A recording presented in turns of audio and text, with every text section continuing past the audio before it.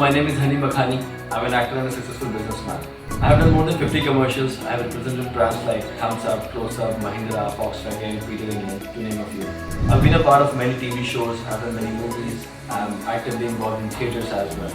So after my engineering, I joined Ensemble in 2011 because I wanted to prepare for geography as one of my main subjects in UPSC examinations. And that's how I met Siddhartha sir. So I didn't complete my curriculum, but because I wanted to pursue my career in acting, I shifted to Bombay. I've learned a lot from Siddhartha sir, like not just geography, earth science or geopolitics, but he has taught me those things which are valuable for me in every field of my life. So out of his ocean of wisdom, I would like to share few drops, and especially the ones which have affected me the most. First one, the best answer to a question is a question itself. Second, the words coming out of your mouth are very precious and you should weigh it correctly.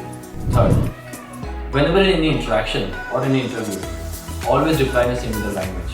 It shows your command and your awareness. And meeting him is always a delight. I'm so happy to have him as a teacher and a valuable friend in my life. All the best.